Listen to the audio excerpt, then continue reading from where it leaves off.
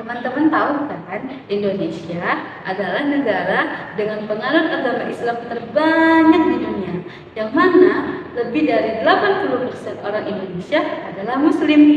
Nah, teman-teman pasti bertanya-tanya, bagaimana sih sejarah adanya Islam di Indonesia?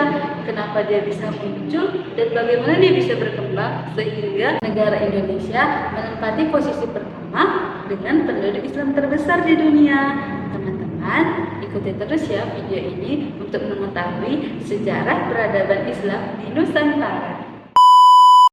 Peradaban Islam di Nusantara dimulai pada abad ke-13 dengan kedatangan para pedagang Muslim dari berbagai wilayah, seperti pedagang dari Gujarat, Persia, dan Arab.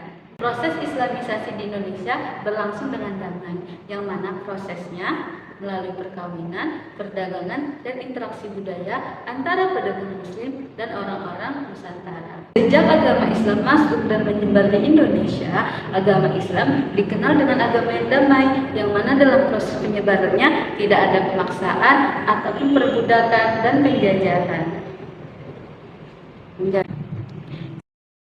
Yang meneliti masuknya Islam ke Nusantara mengatakan ada 3 teori bagaimana masuknya Islam ke Nusantara. Yang pertama ada teori Gujarat, teori Persia, dan teori Arab. Teori Gujarat mengatakan bahwa Islam masuk ke Nusantara pada abad ke-13 dari para pedagang Gujarat dari India yang beragama Islam.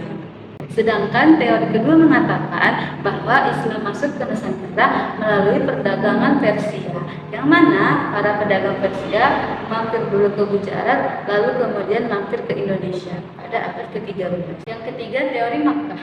Teori Makkah mengatakan bahwa Islam masuk ke Nusantara melalui para pedagang Arab pada abad ke-7 Masehi. Teori ini diperkuat oleh pendapat Buya Hamka yang mengatakan bahwa pada abad ke-7 Masehi, Islam sudah masuk melalui para pedagang Arab. Setelah masuknya Islam ke Nusantara, penyebaran agama Islam terjadi dengan sangat cepat, yang mana ditandai dengan berdirinya kerajaan-kerajaan Islam di Nusantara. Kerajaan-kerajaan bercorak Islam di Indonesia cukup banyak, di antaranya ada Kerajaan Samudra Pasai, Kerajaan Demak, Kerajaan Makassar, dan Kerajaan Banten, yang mana merupakan bukti bahwa Islam menyebar dengan sangat kuat. Kemudian, proses penyebaran Islam di Nusantara juga melalui beberapa cara. Di antaranya, yang pertama dengan cara perdagangan, kemudian perkawinan, dan juga pendidikan. Nah, dengan perdagangan tadi, sama seperti yang disebutkan di awal, bahwa dengan datangnya para pedagang Muslim dari berbagai wilayah seperti Gujarat, Arab, dan Persia. Kemudian dengan proses perkawinan, para pedagang Muslim tentunya tahu bahwa mereka tidak hanya berdagang ke Nusantara, tetapi juga berdakwah dan menyebarkan agama Islam.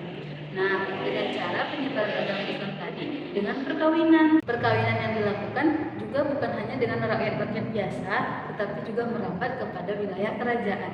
Contohnya, Raden Rahmat atau Sunan Ampel menikah dengan Nyai Gede Mandela yang merupakan putri dari Tumenggung Wilatikta. Dengan cara perkawinan ini, maka orang-orang yang sudah menjadi bagian dari keluarga Islam akan ikut menyebarkan agama Islam kepada keluarganya, kemudian kepada lingkungan sekitarnya, dan juga kepada rakyat-rakyatnya, sehingga bisa menyebarkan Islam secara lebih kuat. Cara yang ketiga adalah dengan pendidikan. Dengan menyebarnya agama Islam di Nusantara, kemudian muncullah para tokoh-tokoh mubalik atau tokoh-tokoh agama. Nah, tokoh-tokoh agama dan mubalik tadi mendirikan pesantren atau tempat-tempat belajar keagamaan sehingga menarik minat anak muda dan para pemuda-pemudi di sekitar daerah tersebut untuk belajar. Setelah mereka mempelajari Islam dan mendalaminya, mereka juga diwajibkan untuk menyebarkannya kembali kepada masyarakat atau lingkungan sekitar mereka. Setelah mengetahui perkembangan Islam di Nusantara, tentunya ada beberapa hikmah yang bisa kita ambil.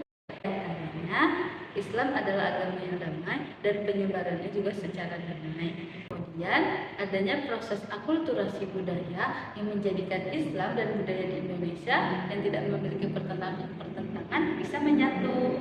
Nah, walaupun di sana sebenarnya tetap ada batas, yang mana jika budaya tersebut bertentangan dengan Islam, maka budaya tersebut harus dibuang. Teman-teman, kita perlu mensyukuri dengan adanya perkembangan Islam di Nusantara sehingga menjadikan kita juga bisa mendapatkan dan merasakan hidayah. Dengan adanya para pedagang muslim yang islamisasikan Indonesia, sehingga kita juga bisa menjadi orang-orang Islam dan menjadi umatnya Nabi Muhammad SAW. Teman-teman, dengan video ini kita harus mensyukuri dan mentadabburi kembali bahwa kita masih dipercaya oleh Allah untuk menjadi hamba-Nya. Baik, sekian dulu video yang saya sampaikan. Lebih dan kurang saya mohon maaf. Assalamualaikum warahmatullahi wabarakatuh. من الصحاب ومن يأمنك يا دنيا الدواهي تدور